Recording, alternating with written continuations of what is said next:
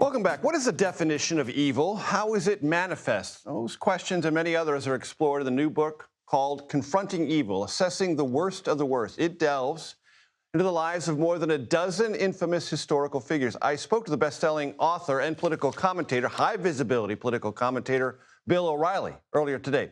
Here's part of that conversation. Bill O'Reilly, welcome to the Takeout. It's good to see you.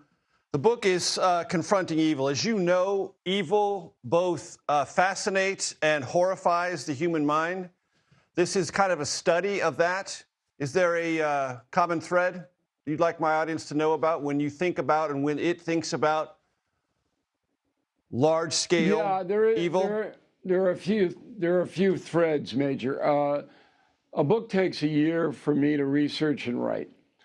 About a year ago, I said to myself, you know, evil is rising in the United States and around the world.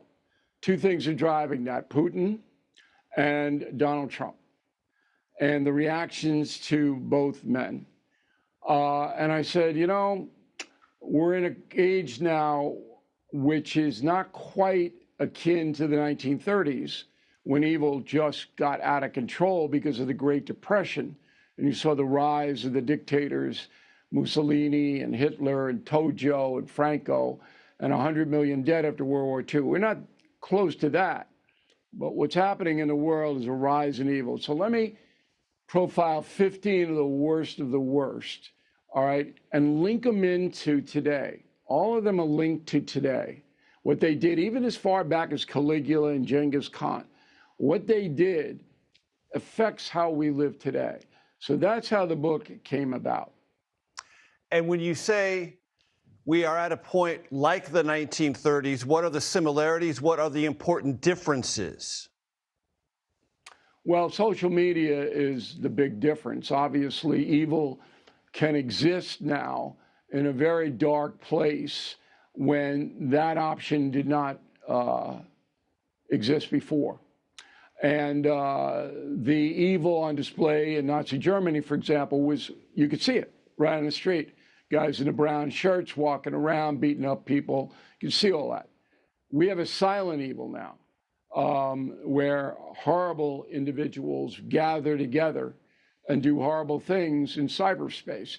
And these things sometimes translate into violence, like the Charlie Kirk assassination, the assassination attempts on Donald Trump, the firebombing of Governor Shapiro's house in Pennsylvania. You're getting a crossover. The mentally ill people are being spurred on by the social media. That is new. But the concept of evil, which in the definition is important, evil is when a human being, all right, hurts another human being for no reason and enjoys it. They live for it. They like to see people in pain or in death or whatever it may be. That's evil. In the Catholic Church, it's defined as a mortal sin. Right. And all throughout history, good people have been charged with trying to stop evil or diminish it. The obligation. But that is now not as intense as it used to be. A lot of people looking away. A lot of people don't want to have anything to do with it. It's not my fight, whatever it may be. I'm creating a bubble world. I can live in the bubble world, and I don't want to hear about it. That has enabled and empowered evil. Contextualize what you just said, Bill, in the context of the assassination of Charlie Kirk and then what has now begun to filter through America, which is people posting about that on social media, losing their jobs either in the public or private sector, and a conversation about what does that mean and what are the limits there, either in what you express or what you can be penalized for expressing.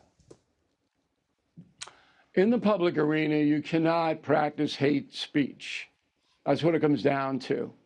So you can't threaten anybody. You can't say, I'm going to, kill you and your family. That doesn't come under the First Amendment. There are statutes almost everywhere to prevent that kind of a thing. That's what you saw in the aftermath of Charlie Kirk, that the people who despised him mostly on the radical left, were pleased that he was dead and that his widow and children lives are altered forever in a very negative way. That made them happy. Now, I chalk that up as mental illness. That doesn't excuse it, but I don't know anybody who was happy. In my world, I mean, I'm selective on who I associate with, but I don't know anybody like that. And I don't go on the internet or social media. That's not where I am. I'm a Luddite. I wouldn't know how to get there, okay? Right. But when I saw it from a guy like Stephen King, I mean, here's a man who's very accomplished, and he's coming out and he's saying, well, Charlie Kirk wanted to stone gay people to death. Well, Charlie Kirk never said that. And why would you even bring that up in a terrible aftermath of this assassination, Mr. King? What's wrong with you? So a corporation or any institution has an obligation to its employees and its customers not to accept that kind of behavior. And so people lost their jobs. And you know, I don't want the witch hunt. I wrote Killing the Witches. I don't think the witch hunt gets you anywhere. But if people are going to go out and they're going to practice hate speech in a public arena, they're going to pay a price. As always, you can watch my full interview with Bill O'Reilly, and it's fascinating, on YouTube, and you can listen to it on your favorite podcast platform. That's what we do here at The Takeout.